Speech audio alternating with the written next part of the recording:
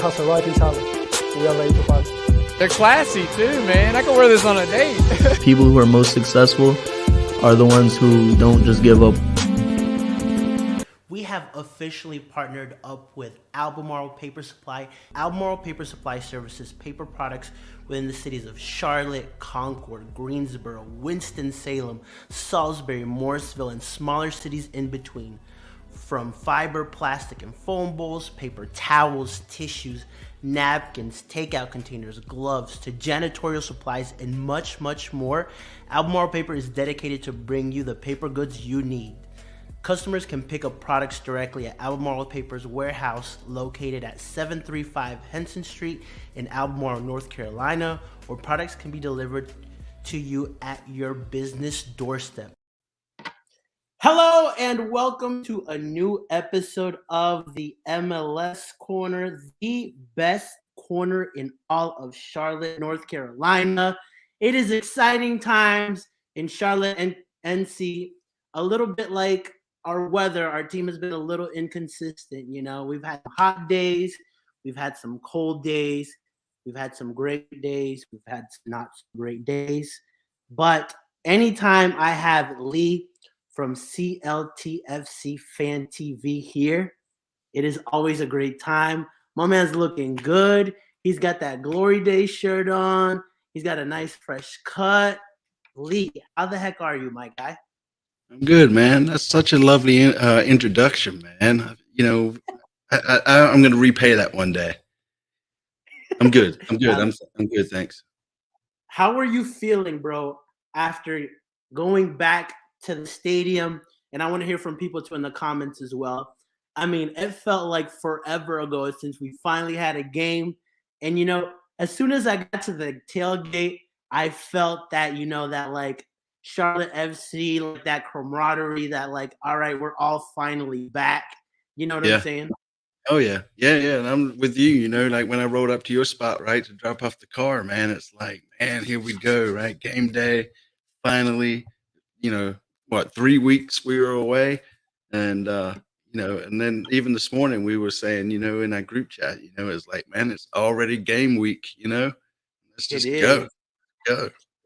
It is. And someone sent me a message today saying like we're a third of the way into our season. And I was like, Are we really? Yeah, I was like, that's quick. You know what I'm saying? I know, man. I know. Next thing you know, it's going to be October, and all we have to do is talk about the World Cup. For real. Yeah. So, yeah, man, exactly. Like Wes says, felt good to be home and see everyone in their spot. Lee, my question to you is, were you in your same spot or were you moving around? Well, so I had my oldest son. It was his first time going to the game, and you know, all his life I've been trying to get him to like feel the passion of soccer. And then it all started thanks to Wesley, by the way, for letting us use his cornhole boards there. And then shout out to Wesley. And then, you know, we went into the stadium, dude, and I tried to sit still, but I just can't do it. I just can't do it, man. So yeah. I got you, man. I really love what you told me about your son, bro, who he sent you a text saying he kind of got that Charlotte FC hook on him, right? Yeah, for sure. You know, it started off with, you know, hey, you know, I'll go to the game, I guess. And then it was like he's at the game and he's next thing you know, he's doing all the chants and that kind of stuff. And now he's texting me, asking me how he can watch it while he's up there at Western Carolina in college. And, you know, gave him the app and he's like, I'm gonna be back down soon. So tell me when the next home game is. Bro, I love that, bro. Like we really are like, I mean, one of the greatest things Tep said was like, let's party. And we really are partying in the city, bro. Like, I mean, people are seeing it. Even I think it was Chris from WFNC said that, like, bro, like we really do have the best atmosphere out of all the Charlotte sports. Yeah, we do. You know? And you know what though? The debate though was on Twitter at least was like, you know, is Charlotte the best right now and that sort of thing, right? In regards to atmosphere. And then people were like, well, you know, it was that way when the Hornets first come and it was that way when the Panthers first come. And that's fair. But I just don't like us diehards that are in that supporter section, man, you know, we're going to be there regardless. Like the rest of the stadium could be empty, but we're still going to be partying, man, you know, and that's, I feel that's it's a fun time, man. It's a fun Yeah, time. and you also gotta think about it. I mean, like, what's cool about like soccer coming into the city was like, you got like guys from Blue Furia who like supported teams in their own countries, and they remember going to like the supporter section and like seeing how it Yep. is, and like that's not gonna die off anytime soon. You know what I'm saying? And that's No. something when new teams like the Hornets or the Panthers came in, like they didn't have that kind of like background of fans. You know what I'm saying? And I so mean, I it's do. Uh-huh. I was gonna say Go. it's more of a lifestyle, right? I It mean, really is, bro. even Look if you support look a at shitty, us. We what's don't that? get paid. We don't even get paid to do stuff like this, and we're like consistently working it. You know what I'm saying? We are, man, and it's a shout out to the shipping department. And so we love the shipping department, by the way. And We really so, yeah, man, it is a lifestyle, right? I mean, like for instance, you got people doing the tifos right now, man, and it's like like Morgan, her and Heidi and all those girls with La Femme and all that, they're just killing it, man. And it's just again, it's not we're fans, obviously, right? But right. at the end of the day, it's we're always going to be there, man. Like every 100%, home bro. game, we're going to be there, and any away game that I can make it, I'll be there as well. Listen, coaches are gonna come and go, but the fans, the diehards, us, we're definitely gonna be there. You know what I'm saying? Oh yeah, oh yeah, we're And then going to be here for sure. I'll answer this real quickly. I am from El Progreso, Yoro, Honduras. So been in Charlotte since I was 5 years old. And I love it here, man. Like I'll eventually have a second home in Miami. That's one of my goals. But for So you can now, watch a loser team. something like that. Something like that. Yeah, All right. So let's talk a little bit about this Inter Miami versus Charlotte FC game. And one of first. So we had a great game, especially the first 15 minutes. Mora, man, he gets a lot of stick, but I think he had a really good game. So basically, always opens up the tackle for us. And we had the newbie, Andre Shinyashiki, with his first debut with Charlotte FC and his first goal. Look at that crowd. What a game we had. I mean, it gives me chills, man. It gives me chills. yeah. And I want to hear a little bit about your thoughts on the game and also some people in the comments section. So I'll kind of go first. I think the first 10 to 15 minutes, probably more like the first 20, we played really, really well. I think Mackenzie Gaines was just tearing them up with his pace. But one of the things that I criticize Mackenzie and is his end product and his football brain, man. And it just doesn't seem to be there just yet. Hopefully he can continue to improve, because if he doesn't, man, there is so much competition in that front three now that it's going to be tough for him to see some games. And then I think after those first 20, 25 minutes, Miami kind of got into the game. They had a couple of chances. I think they had their best chance at point blank in the second half. I forgot who shot, but Clutch Kalina again came up with an amazing save. Yeah, there's actually a poll going on right now for Kalina and top saves of the week. So if you're on Twitter, go hit the MLS site up and go vote for him, man. 100%. Yeah. And then the two substitutions that we made, switching out Yazviak and Gaines, throwing in Reina and Andre Shinyashiki worked out perfectly. I mean, Reina came in and started destroying everybody. I mean, Shedlin even got his ankles, man. yeah. I think Yedlin's still laying down at B of A right now, man. So somebody go find that guy and pick him up. And And he must Andre, have played for the USMNT. yeah, with his first goal. So talk to me about the game, Lee. Yeah, I mean, you kind of hit on all the top points, right? I mean, it was good. The game was a lot faster, right? It wasn't as predictable as it was, when we were playing that 4-4-2 diamond. There were long balls too, like switching field, right? I mean, that one pass to Gaines, right? And if he just had that first touch, he would have been in, and that would have been a goal right there. We still have our moments though, right, where we kind of shoot ourselves in the foot, and it was kind of scary to see Fuchs going off, but apparently he's Yeah. all right. And then you know Reina with that when he put Yedley on his ass, man. That was it. That was it. And he almost scored on that too, right? And then the goal. I mean, that could have gone anywhere, but it went in, man. And he. That's what I was saying the first half. Nobody's making those runs to the back post, and he actually was making them. And that was the crucial moment that we scored, and that right. 100%, bro. Yeah, I think also what was I gonna say? Our center back pairings have to be Guzman Corujo and Christian Fuchs. You know what I'm saying? And I'm gonna give a shout out to Guzman, man. Like that man was everywhere. Like 1 minute he's clearing the ball from the 6-yard box, and the next thing you know, he's taking a shot outside, the 18-yard. I was like, man, Guzman was everywhere. I thought we had two of them. Yeah, he's at the end of the process, and I'm like, bro, what is he doing all the way up there? Yeah. And then all of a sudden he's making the last ditch tackle, man. And it's like, so I think, Guzman doesn't get enough credit, man. He's quiet. He does his thing. He's not flashy, right? He just plays good defense. And, so shout out to Guzman. 100%, bro. And not the Jonathan Guzman we know either. Look, he's in the comments saying, yeah, I know. That's why I said that, right? Piss off, Jonathan. Yeah.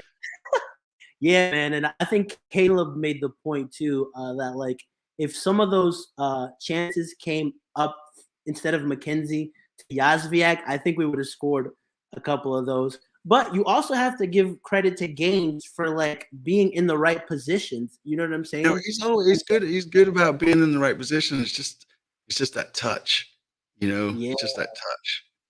That footballing brain, man. Yeah. And yeah. Yeah, and this is gonna lead to my next topic. In Matt's comment, if Reina could be consistent, I mean, obviously he had an amazing game, right? I mean, he came in and was one of the difference makers. But I want to pose this question to everybody, and you as well: are we gonna see a consistent Jordi Reina this season? Because one of the things that we all know is that he has quality, right? Like that's not up for debate. But I feel like after the first 5 minutes, you can tell whether we're going to get a Reina who's on it or a Reina who's not interested in playing. I mean, he was dropping back, helping out in defense. He was creating as well. He was being very dangerous on that left-hand side. So what do you think, Lee? You think I mean, I don't know. I don't think he can be consistent. And it's not because of his ability to play. It's more of, I feel like, his mental attitude, right? Because we've seen him where he just comes out and plays like 80%. And I don't know if it's now because there's more competition in the team that he feels like, hey, if I want minutes and actually get to play, I'm going to need to do something. But if he came out and played like he did Saturday for the rest of the game, the previous games, right, he would definitely be one to consider as a starter, right? But as David's saying in the comments, man, I just kind of see him as that impact sub. Yeah, 100%, man. I mean, there's been games also where Miguel just hasn't even benched him, and his reason is a tactical decision. And Right. I'm like, and that was prior to us adding more depth up top. So before that kind of goes to show you that, he's not all there just yet. Hopefully, I mean, for him and for the team, bro, he actually like becomes a little bit more consistent, because I think, I mean, we saw it this weekend, bro. As soon as he came on and he was threatening, I was like, yo, this is the Reina I want to see more of. Oh, 100%. Yeah. I mean, again, not to keep beating the dead horse, but when he put Yedlin on his ass, man, that was like, that's it. That's what we needed. We need somebody driving at the defenders, right? Pushing them back and open up space. And it's just, it'll be interesting to see. And, I want to give a shout out to Mora too, man. Yeah, he had a really great game, bro. I mean, he He's put in a couple getting more consistent, and it definitely I feel like when he's in the team, like maybe not so much on the left side, but we seem to be more shored up at the back, and I don't know if that's because Fuchs gets to come into play the center back or not, right? But we definitely seem better defensively when Mora's in the team. And I'm not saying it's because of Mora. I'm just saying just maybe because of the the players we get to use. And he was really threatening in that final third too, bro. I mean, he put in a great cross to Carroll twice. Actually, there was a ball that Usl put into him that he put into the 18 as well. And so hopefully he continues to improve, man. You know, like hopefully as the team continues to improve, he's one of the guys that you kind of consistently start seeing, because I mean, we're very, very light on that left back position as well. Now that Adam's out, yeah. No, I agree with everything you're saying there, man. And yeah, Mora is underrated in my opinion. At first, I wasn't sold on him. I didn't think he was going to be the guy for left back. But you know, like I said, as the team's sort of, well, we're like 11 games into it now. You can kind of see him each game. He seems to get better. I mean, the Philly game, I was really kind of upset with him, but I think overall he's doing a lot better. Right. And then we have to give a special shout out to the goal scorer, Andre Shinyashiki. Came in and made an impact from the get-go. One of the things that I liked about this guy, man, not only him coming into the team and scoring and being dangerous on the right, is like his attitude. And I feel like he's a great player that's going to come in and add to the squad as well. You know, a hardworking player that, like, he even said it himself. He's been trying to get to Charlotte, you know, and that also speaks on Miguel. You know what I'm saying? Like, he's seen the style of play. He's seen a coach that, like, yo, I want to play under him, and he's coming in and already contributing. Yeah, no, I agree with that, man. And listening to his interview earlier, man, it like you said, right? I mean, with Miggy Smalls, it seems like a lot of players want to come here and play for him. You know, I don't know if that's because he's known to develop young talent and they can move on and maybe have a really good career outside the MLS. But, you know, the play. You know, one thing Charlotte FC I wish you guys would do is get some guys that have easier names to pronounce. Right? Just give me a Smith or something, man. Yeah. Just call them all by their first names or some nickname. It's just just give me a Smith or a Jones or, well, you know, Rayner's not too bad. And, you know. Yeah. 100%. Awesome. So that now that we've gone over a little bit of the Miami game, I mean, it's exciting. It's important. I think the most important thing, I think I told you this as well, is I just wanted the win, bro. We needed the win. We got it. I was worried there for a minute we weren't going to score and end up with a damn draw, man. Yeah, for sure. And now let's get into U.S. Open Cup a little bit. And to talk about U.S. Open Cup, I had to bring on a special guest today, the man, the myth, the legend. He's going from corporate Caleb to content Caleb. Homeboy goes to Portugal, and like none of us find out. And then we see him, and I'm like, bro, what's going on with you right now? And so we've got the man himself, Caleb Adams. Oh, man. Wow.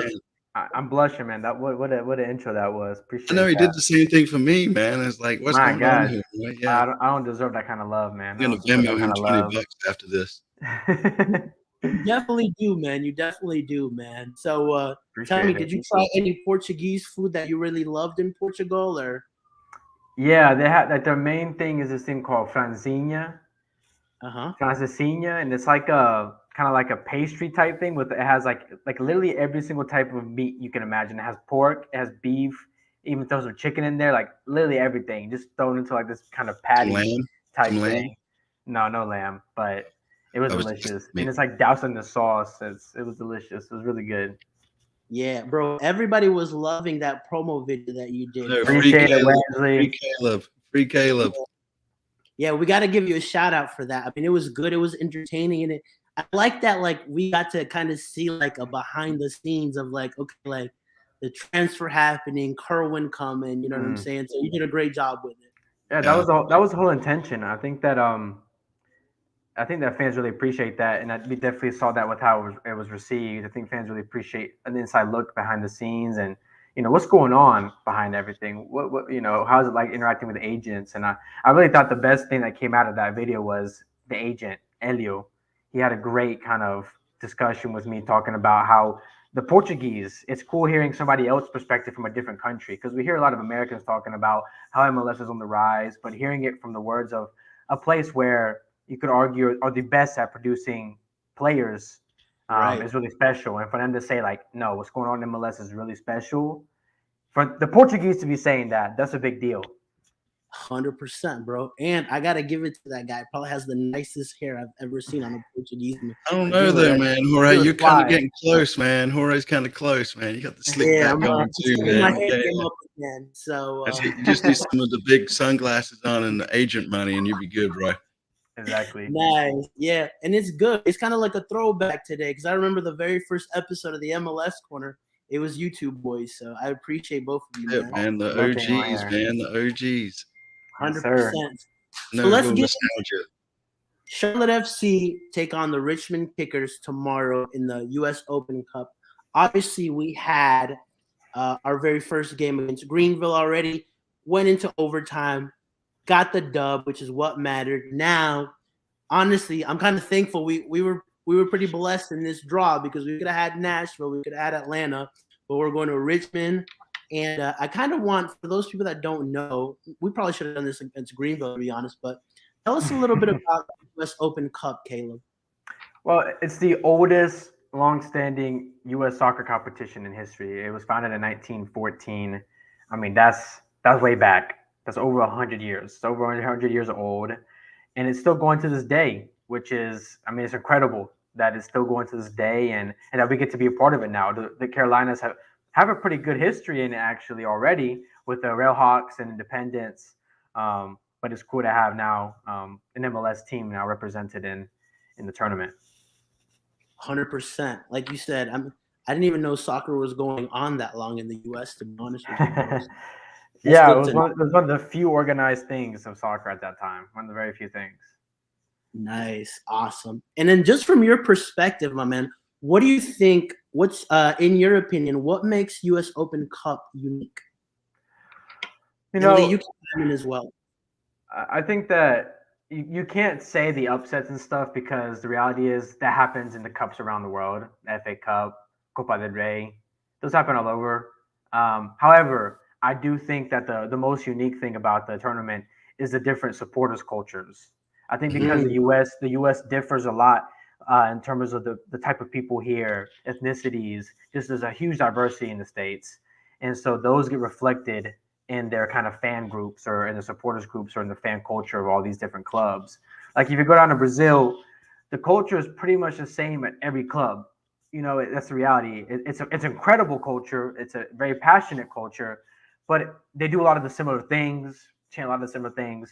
But here we have such a huge range of people, and even like weather in different regions, it affects the whole culture.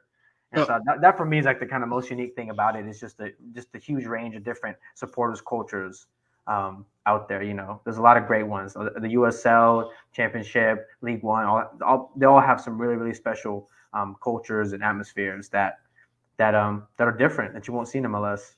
But just cup games in general to me are special, right? I mean, it's just a different feeling, right? It's not like the MLS where if you get a draw or a loss, you just shake it off and go next week. It's like, you know, and then it's always good to see that David versus Goliath too, right? And that sort of thing, right? And the Minnow team really putting up a good fight. And you know, I mean, even when we went to Greenville, right? I mean, hell, they pushed us to extra time, man. And, you know, and it's just, I don't know. To me, it's just always like, you know, growing up in England, watching the FA Cup forever, man, it's just always been like, oh, it's cup night, man. It's just a different vibe, just a different vibe. It is, yeah. Especially in MLS. I think, like you mentioned, because there's no promotion relegation, it kind of puts you on edge a little more than maybe a regular game would. At least no MLS team wants to lose to a USL team or whatnot. Oh, no, exactly. Right? I mean, there's increased pressure on that. Yeah. 100%. Sure. Yeah, and also, like, I think that game in Greenville was like the perfect way to introduce just the Charlotte fan and the fan base a cup game. You know, small stadium. You know, like we packed it out with our people. They had a pretty decent sized crowd as well, and you know, all the players in that division were up for it. You see it where freaking middle school, I think it was, that we were at. It was somewhere, man. And we were You know, down there. random guy with a vehicle dropping off somebody in the middle of this. I'm like, it doesn't get more like small. That was Domino's Pizza, man. It was classic U.S. Open. I love it. I mean, I'm a huge fan of the Cup. I have a soft spot for U.S. Open Cup because I grew up watching the Railhawks, and Railhawks have some pretty legendary upsets. That'd be some LA teams, right? Yeah, like a Galaxy team in their prime. Right. But yes, I have a soft spot for them because I mean, even the whole term Railhawked became a thing where if you got upset in the U.S. Open Cup, you got Railhawked, and so it was really special. Like Raleigh, that our own little team would beat some of these giants in MLS, and so it's definitely a place that a tournament that has a special place in my heart. Yeah, hopefully we can, like somebody said in the comments, man. Hopefully we win tomorrow night, and if we could draw Atlanta at home and host it, dude. Yeah. On a Wednesday night, man, a cup game, going to Bank of America, man, playing Atlanta. Insane. Absolutely. Man, that's what I'm hoping for. They're going to have to open the top bowl, right? Yeah. I hope so. To answer David's question, this is the round of 32. If we win tomorrow, we go into the round of 16. And like Lee said, imagine this. This is the scenario in my head. Home game, like you said, against Atlanta. We break their U.S. Open Cup record as well. We eliminate them, who are the current champions, and we go through. Is there any better scenario than that? It'd be insane. It'd be absolutely insane. I hope so bad that if we get the job done tomorrow, that we draw Atlanta. I think it'll make for literally one of the most historic nights in the competition. I think it would make for a night. Atlanta plays Nashville, right? Or is it Columbus? Winner plays. It depends who goes through. No. I'm saying Atlanta's playing. Oh, Nashville. Yeah. So that's gonna be a tough game for them, anyways, man. Yeah, it is. I don't care. Bring Nashville to Charlotte. Right. And Caleb, I want you to tell us, since you've been following the league for a long time as well, kind of the differences that you see between USL and MLS teams. I know you touched a little bit on the culture as well. In my opinion, what I see in a lot of the USL kind of teams is like they're very smaller, but like their fan base is like very, very diehard. You know what I'm saying? Yeah. No, absolutely. I think that even though a lot of MLS teams do have like grassroots in them, I do think that USL teams are the epitome of grassroots. Like they're in high school stadiums like Greenville, and it's a very local, tight-knit community that are very passionate, very, very passionate about their team, extremely passionate, ultras. And I think on the pitch, you have it's weird because in soccer in the U.S., you have a bunch of different avenues to get to the pros. You can get signed to come here. You can come through the collegiate system. You can come through an academy. And so in the USL, you have these teams that are just like a mixture of all these guys from completely different things. Some come from professional academies, some come from the collegiate system, some come from private clubs, some come from internationally. So you get like this like really crazy blend of players playing on these teams from all over. Literally all over the place. Right. That's really cool, man. And we're starting to see like players actually sent from USL up to Europe as well. I think Mackenzie Gaines also went from like a USL team to Europe, if I'm correct. Oof, that's a good question. I actually don't know. I don't know. Yeah, damn it, Caleb. What do you mean you don't know? You got me on one. Nice. Cool. And then just final question to you as well, man. What would it mean for, this Charlotte FC team to make like the final of a U.S. Open Cup, in your opinion? Oh, it'd be massive. It's arguably, it's the biggest domestic cup outside from the MLS Cup. It's the it's a different sort of kind of claim than MLS because it's something different. It's something that has a different sort of special thing about it, historic about it. Like even MLS is around for 27 years now.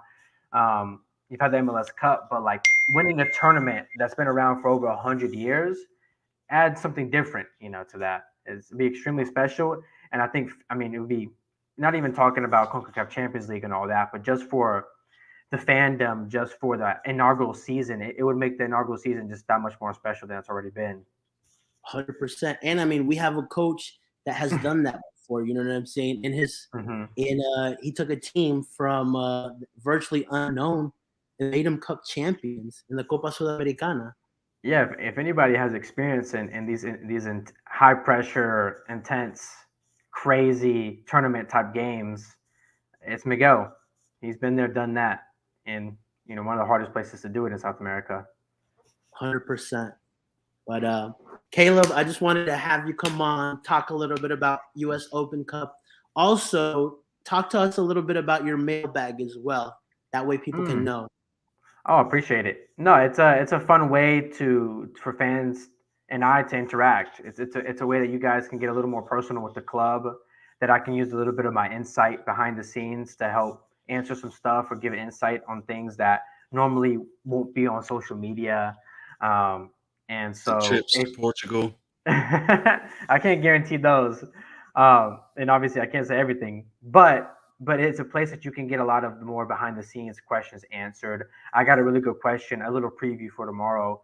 I got a question asking, I forgot from who. I'm sorry if you're here in this chat. Apologize. But they asked basically, what about the assistant coaches? What are their roles? What do they look like on a day-to-day basis? What is it that they specialize in? And so that's a great question. And so stuff like that, I'm going to be giving insight of how the training sessions go, what the responsibilities are for these assistant coaches that don't get the limelight like Miguel does. And so it's just a great way for you guys to get some extra information, insight behind the scenes at the club, or anything tactically, really. If you want to have any questions tactically with the team, how we set up, how we play, opponents, it's also a great place to ask and have fun. It's for fun. It's fun. It's supposed to be fun. Yeah. I sent a question asking, like, what do you typically eat on dinner on Wednesdays, and how's your breakfast? Still haven't seen that response, Caleb. That's a little too personal. Yeah. Nice. Yeah. And so, I mean, listen, Caleb is probably one of the most knowledgeable people in the MLS that I know. I mean, anytime I have questions about things, I go to Caleb and I'm like, yo, Caleb, can you answer this question about this really complicated MLS rule? 9 times out of 10, my man knows. Well, that's another thing too. That's another thing too. Like, if you have any questions regarding roster rules, I answered a question asking, somebody said, just please break down the roster. Like, what is going on? GAM, TAM, DPs, U22s. Like, what do we have? And so I answered that question in one of my previous mailbags. And so stuff like that too it can be overwhelming. I know that you posted on Twitter. Is there other ways to, for the people that don't have Twitter, to go and ask you the question? Ooh, I mean, if they want to ask questions to y'all, literally any way you can reach me, and even just through a Facebook group, just send them in there. I'll look around occasionally here and there in the Facebook groups and Instagram. Even if you want to DM the official Instagram, the official club Twitter or Instagram, you can do that as well, and I'll try and sort through that. I agree. Just get Twitter so you can get my content, and a lot of the content from the club that isn't posted on Insta. Nice. Or get the Caleb app. Get the Caleb app. That's what we call it. Hey, when we got a question, man, it's like, let's see what the Caleb app has to say. Or that. Nice. Yeah, or that. Well, Caleb, my man, thank you so much for hopping on. What is your Twitter handle again? It's Caleb Adams. It's Caleb Adams. Yeah. Okay, it is Caleb. Make sure you follow. That's me. Make sure you send them tons of questions in that mailbag as well. Yeah, we love you, Caleb. Love you, man. Always appreciate being on here. It's always a good time. Yes, sir. Yeah. Peace. See ya. Awesome. Our man, Caleb. Juan, what's up, my man? I'm going to answer this question for you guys. What happened to the soccer overview? Listen, I fumbled that bag. Going away and trying to create content is very difficult. But I promise you guys that will be a part of – I won't be in Richmond, but the next away game I go to, I'm going to definitely make sure I do a taco review. I think I might bring that back for some home games or, do special so I got a whole bunch of ideas and maybe do taco reviews where I go talk to players and they come with me, or I bring on different like Charlotte fan celebrities like Lee or like some supporters groups. So stuff is coming. Stuff is coming. I'm ready for some tacos, man. Where we going? For real. I got a couple of spots I got to take you to. Yeah, I want to get to the legit spots there, man. Even a couple of the old trucks, food trucks will work too, buddy. Yeah, for sure. And then moving on, I do want to touch on something very special for you guys. I mean, yesterday I went to a press conference, and boy, did I go to a press conference. Mr. Miguel Angel Ramirez he came in. It was pretty like normal till it got really, really hot between him and Claudio from La Barra about a misquoted, or from his perspective, a out of context quote that Gold took. And but first, I'm gonna play the clip real quick. Al clip, y Miguel Ángel Ramírez es un pelotudo, porque dijo que Messi no tiene que ir a la MLS. Eso es una estupidez. Claro que quiero que venga Messi. Si viene a Charlotte FC, mejor. Que venga a Charlotte FC. Ya, nos fuimos ya, que venga. Obvio. Pero el cambio, que es a lo que me refiero, el cambio social, ya se dio, ya se está dando. Ya lo estamos viendo. Veo camisetas de Charlotte por la calle todos los días. Me paran todos los días, en el supermercado, en el bar, en no sé cuánto. Todos los días me paran. Y no tenemos ningún nombre. Eso es lo que voy, que el cambio social ya se dio. Nice. I love it, man. I love Miggy, man. He's the best coach for us, man. Yeah, I mean, that's just to give people some context and clarification. So the question was asked, he did an interview at Goal and misquoted him saying that Messi wouldn't make a difference in the MLS, something amongst those lines. And so he got really upset, and that's why he mentioned that. He's like, listen, there's already a social change happening in the US with the soccer scene, not only from a perspective of interest and more people going to stadiums, but you also see more kids playing soccer, right? You're seeing the American culture embrace it, and you're seeing also, which is important too, Latino culture embracing it. And I mean, he got very, very passionate about it. And I mean, I'm like on his side as well. I'm like, he's right, man. Messi will make a difference coming to the US, but the US is already kind of having that social change. And I want to hear from people in the comment section as well, your thoughts on our coach, especially like his intensity, like someone mentioned, and his words in that video. And Lee, I want you to talk about it as well. Yeah, man. Again, right? I mean, I just love how passionate he is about the team, the sport, and his vision.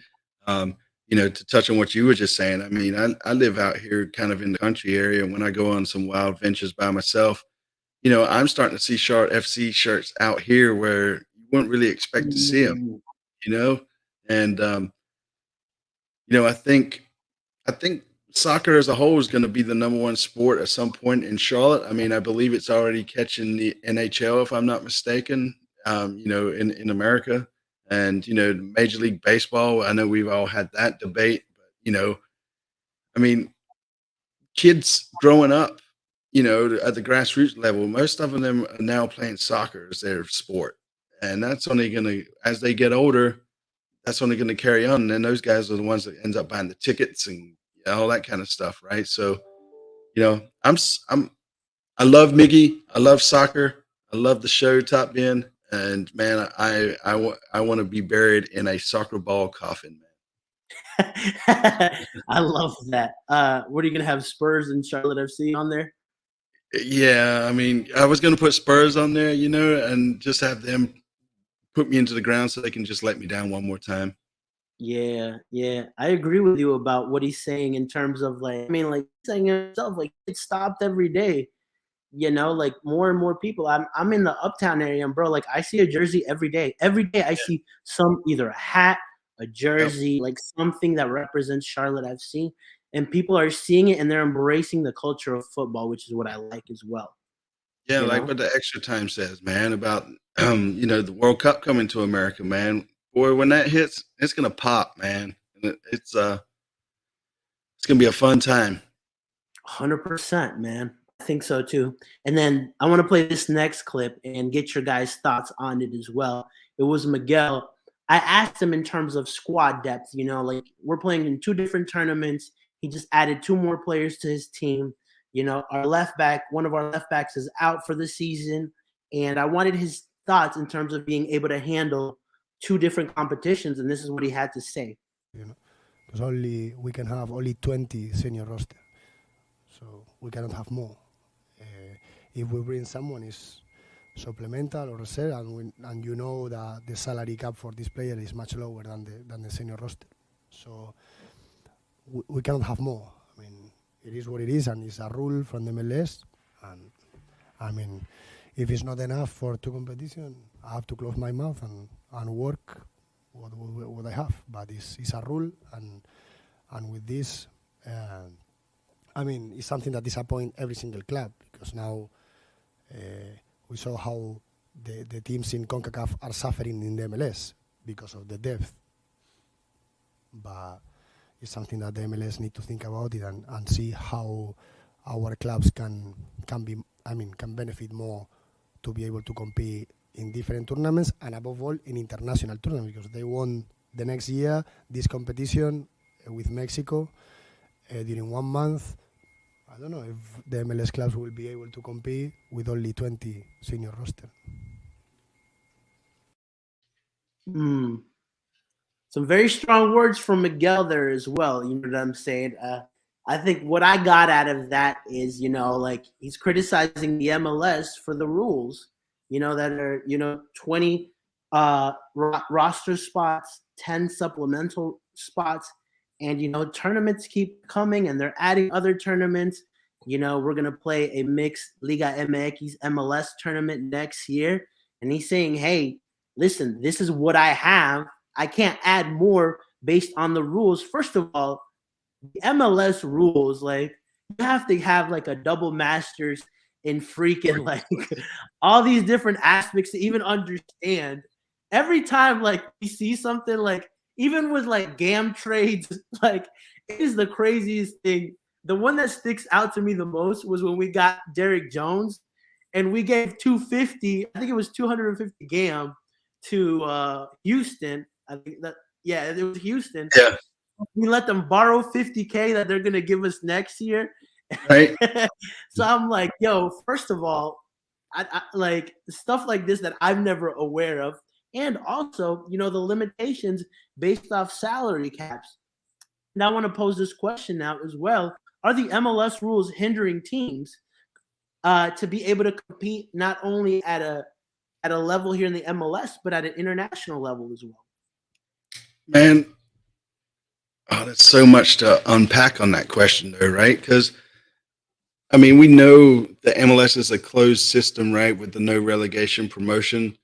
You know, I still feel like some of these rules need to be in place, at least for the MLS, simply for the fact, you know, the smaller markets that wouldn't probably make it if we just kind of unleashed it, right? Because you'd see folks like Miami, LA, all those bigger cities just paying bukus of money to get the big stars in, right? And then you'd see teams, I don't know, doesn't have it like real Salt Lake, for instance, probably. Even Chicago, apparently, right, doesn't have a big fan following anymore, right? But you know, it hinders us in the fact of depth.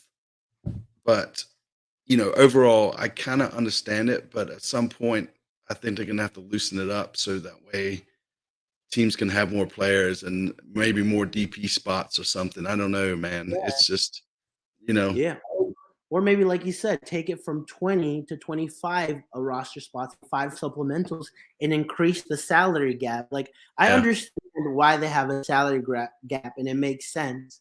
But also, you know, if you want MLS to be more global, you have to, you know, shift a little bit more, because with what you have, and Miguel has a point, it's not enough to be competitive in multiple competitions. And you're even seeing it. I mean, New York City FC and New England, quote unquote, got more depths for the tournament. And I mean, like you saw that they were competing in CONCACAF Champions League, but you know, they're not doing so hot in the league. or vice versa. So it's a very interesting topic, and I think it's something that needs to be talked a little bit about more. And I'm glad Miguel is bringing it up because he's right. If we just kept it like it is, yes, I think the MLS would do well, but not at an international level if we want to see teams do well. And I mean, props to Seattle for breaking that duck, right. being the first team to go represent us at a FIFA World Cup. I don't think there's a better team outside of Charlotte FC, of course, that could represent us at that level, And so it's I really like that he talked about that a little bit. You would think though that the MLS has some sort of like 10-year plan, right? Like a business plan on how to grow the league, and because it's not just the soccer, right? When it comes to MLS or any sport, right? I mean, you got to start thinking about TV deals, and then you start just talking about sponsorships and all that other stuff. That's another thing. I mean, Yeah, and they need to that's open it up more than from Adidas, man. There's some other folks in there, man. Let's start seeing some Puma kits and that kind of stuff, Yeah, well, with the monopoly that the MLS is in terms of like it being all teams being under one umbrella, I don't see that. But what I do see, which is you're right, I think Garber mentioned it before too, that they're negotiating a new MLS deal. And I mean, if you're bringing in more money or more revenue through that negotiation, hey, let's bump it up. We're starting to see a couple of changes with U22 players, with young PPs, right? And where we're like we're trying to bring better quality, but again, like we need to continue to try to improve and maximize the teams that we have to be able to be competitive at a broader scale. So to Mars's point, right, with depth and all that, right? We got this reality TV thing that's supposed to be going on too, right? I mean, like what's going on with that? Yeah. Where's this star player that's coming through? Yeah, for real. I really think that TV thing was more like a squad guy that, like, you know what I'm saying? It Still wasn't a like spot though, right? I mean, at the end of the day. So we'll see. it is. Right. And yeah, I wonder where that's at right now, Yeah. Yeah. Graham says the I just salary don't cap. think the salary cap needs to be loosened up, but I don't think we can do away with it. Yeah, 100%. And that's what Graham's point. Like, they have to find a way to restructure themselves, Yeah. Yeah. Oh yeah, can structure themselves. Yeah, I read it as that they could support themselves. Apologies, it's structure, not support. Good point, Graham. Perfect. And then Now vote for Wesley. last topic that I want to touch on is this weekend also we're playing Montreal Impact. I mean, we're playing the Montreal Impact, who's coming in hot. I mean, they're 7 games unbeaten. I think they've won 6 out of their last 7 with a draw. I mean, they got a baller in that midfield like Mihailovic. They got the Honduran sensation up top, Roel Kyoto, as well. And so, I mean, that's your cousin, right? Huh? He's your cousin, right? That's where you get all the inside scoop. I wish he was, bro. And so hopefully I get to see him this week and I'll be like, yo, Kyoto, what's up, bro? And he'll be like, yo, are you top bin? Yeah. Nice. And no, I mean, there's a couple of streaks on the line, right? I mean, us with our home winning streak, I believe if we win, we break the record or tie the record of the most home streak. We tie LAFC's record of 5 straight home wins in a row. And then if we can beat Vancouver, so that'd be good. I'm nervous about this one, man. I'll be happy with a draw. I think out of the 3 stretch home games, this is the most difficult one, right? In terms of the team that we're playing, in terms of a team that's coming in hot. Also, you have to think about it as well. Tomorrow we play a game that if we don't win in the first 90 minutes, if we draw, it also takes into extra time. So, like, you know what I'm saying? And who's playing tomorrow? Is Miguel going to go with a stronger squad? Is it going to be a mixture of players? And so it's really interesting to see. We're playing our toughest, in my opinion, our toughest opponent at home. But in the middle of that, we also have a cup game. Yeah. I mean, with that being said, like tomorrow night, I won't mind seeing like Jan start, right? it's just like some of those players that haven't been getting the minutes. But like you said, though, I mean, the flip side of that is if we go to extra time again, and I don't know, bro. I'm worried about this weekend, man. A draw is going to be good. A draw will be good. Yeah, but you also have to take into consideration what all the players talk about is the 12th man that Charlotte FC is. The fan base, the players get up for it like no other when they're playing at home, and Yeah. they want to continue. I mean, of course, no one's gonna say that no one's gonna talk about streaks, but they know it. They've Yeah, heard yeah. about it. Oh, they Like watch it, man. They read the of news. course, bro. Yeah. They'll want to. And They'll it's want going to to. be a night game too, man. Shit. Yeah, it A is. lot of tailgating, man. A lot of tailgating. Yeah, and so I think it's going to be very important. Like we play a factor in that as well.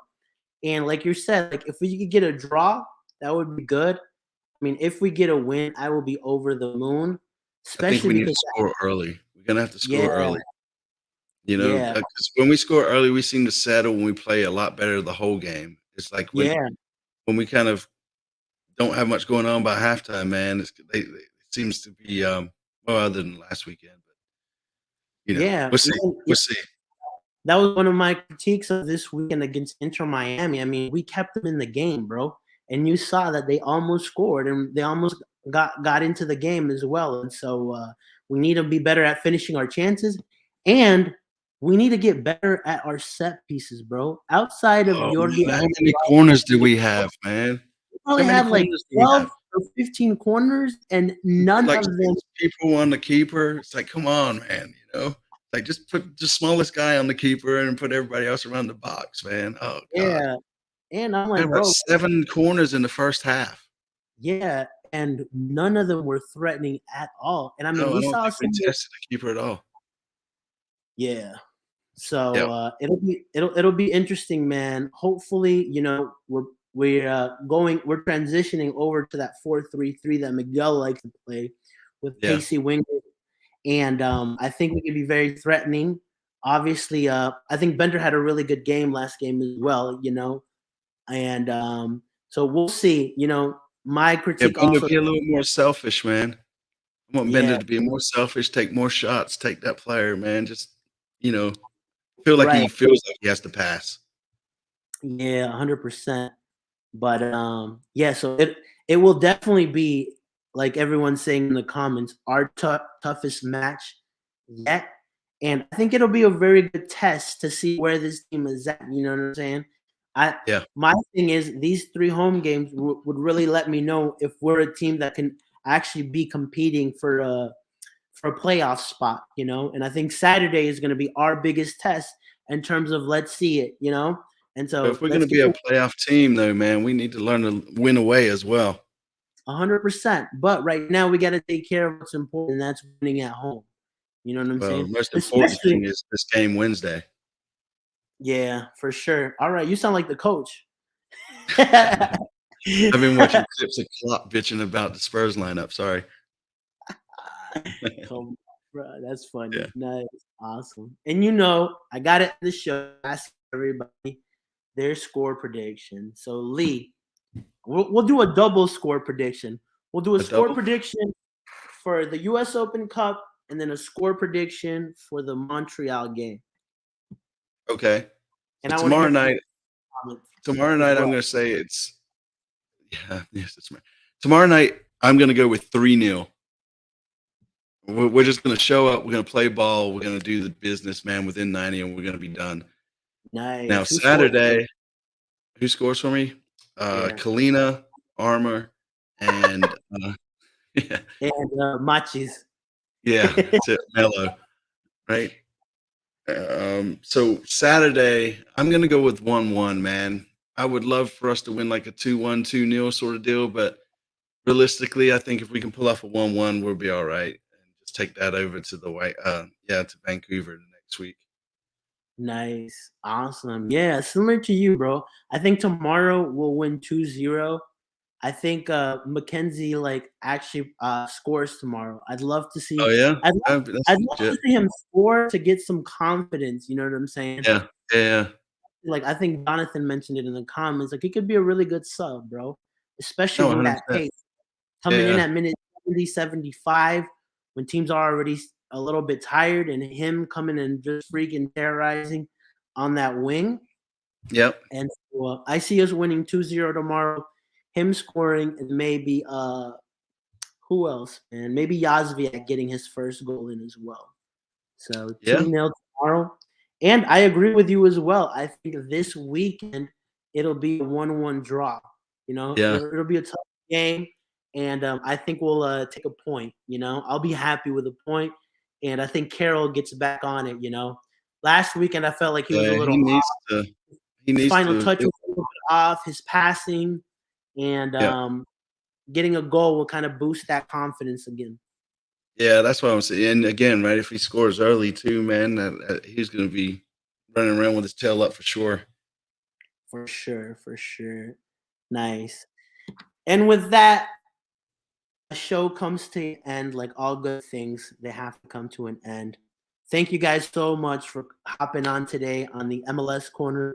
Thank you so much for coming on. Shout out to Corporate Caleb / Content Caleb, wherever he's at now. And so he's probably on his flight to, like, I don't know, like Holland or something, finding our next player, and yet we don't know about it. So Right. That's probably where he's there, in a hotel in Holland. Right. Nice. And Lee, for the 3 people that don't know where to find you, where can they find you at, my man? Yeah, man, we're on all the socials at CLTFC Fan TV. We dropped our fan interview on our YouTube channel today, so go check that out. And all we ask is you guys hit the sub and hit the sub button for us, because that's what keeps us going, man. The more subs, the more energy we get. You know how it is, Jorge. 100%. 100%. Grind is real.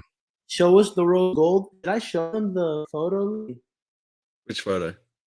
The photo of the kit. The kit. Yeah. Are you gonna show it? I don't know, man. We should keep the people waiting. Seems to be your MO. Let me see. I kind of want to show it. Nah, you're I'll right. tell you what, let's just end it, man. Just end it, and we'll talk about it, and you can show me in a minute. All right, sounds good. All right, guys. Thank you so much for hopping on. You guys have a great night. This has been the MLS Corner. Woo-woo.